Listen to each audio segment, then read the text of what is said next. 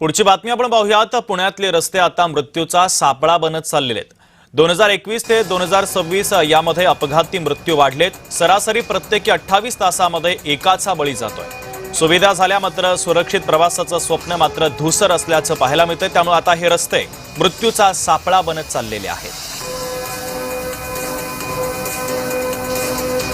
या संदर्भातला अधिकचा तपशील आपण ग्राफिक्सच्या माध्यमातून पाहूयात। साल 2021 मध्ये पुण्यात 741 अपघात झाले। एकूण 239 अपघातामध्ये 255 जणांचा मृत्यू झाला। 2022 मध्ये अपघातांची संख्या 871, मृतांची संख्या 325 वर पोहोचली।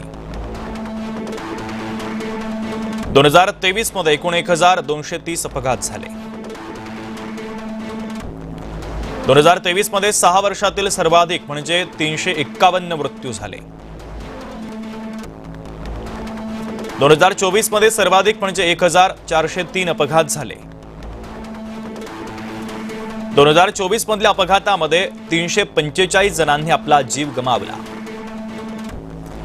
2025 मध्ये अपघातांमध्ये घट झाली। 1392 अपघात झाले। 302 जणांचा मृत्यू झाला। त्यामुळे आता हे रस्ते की मृत्यूचा सापळा असा सवाल उपस्थित केला जातोय।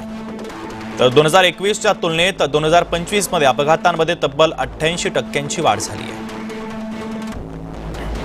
मृत्यूचं चक्र 2026 मध्येही कायम आहे।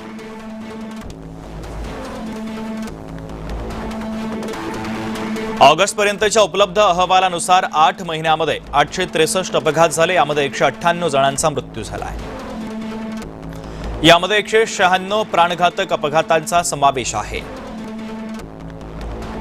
एकूण 444 गंभीर अपघातांमध्ये 533 जण गंभीर जखमी झालेत। मार्चमध्ये सर्वाधिक 31 जणांचा मृत्यू झाला। जानेवारीमध्ये 27, जून जुलैमध्ये प्रत्येकी 28 मृत्यू झाले। ह्याच्यामध्ये मला निकृष्ट दर्जाचे रस्ते, त्याच्यानंतर प्रशासन हे आता तितकं सिरियस दिसत नाहीये। मग ते खड्डे असतील, रस्त्यांवरचे क्रॅक्स असतील, प्रशासनाला तितकंसं गांभीर्य दिसतच नाहीये। लोकप्रतिनिधींना सुद्धा माझी विनंती आहे की बाकी सगळ्या गोष्टी दिसत राहतात, पण आज आपले पुणेकर हे अशा अपघातांमध्ये जात आहेत, तर ह्याचा लोकप्रतिनिधींनी पण विचार केला पाहिजे। नुसतं कागदावरती घोषणा करून हे प्रश्न सुटणार नाही, ह्याला ॲक्च्युअल ॲक्शनची गरज आहे। एक कारण जे सर्वसाधारणपणे राहतं म्हणजे ज्याला आपण ब्लॅक स्पॉट्स म्हणतो, की काही ठिकाणी वारंवार जर अपघात होत असतील तर त्या ठिकाणी ट्रॅफिक इंजिनिअरिंगच्या चुका सुद्धा कारणीभूत असतात। आणि मग आपण नवले ब्रिजला बघितलं असेल की तिथे वारंवार अपघात होतोय। तिथे NHAI, PWD, NH, महानगरपालिका, पोलीस यांनी केलेल्या प्रयत्नामध्ये त्या ठिकाणच्या अपघाताचं प्रमाण गेल्या काही दिवसामध्ये कमी होताना दिसून येत आहे। आम्ही अपेक्षा बाळगतो की हेच प्रयत्न आमचे पुढे सुरू राहतील। एन्फोर्समेंट, वाहतूक नियमांची कडक अंमलबजावणी हा अपघात कमी करण्यामधला एक दुसरा मार्ग आहे।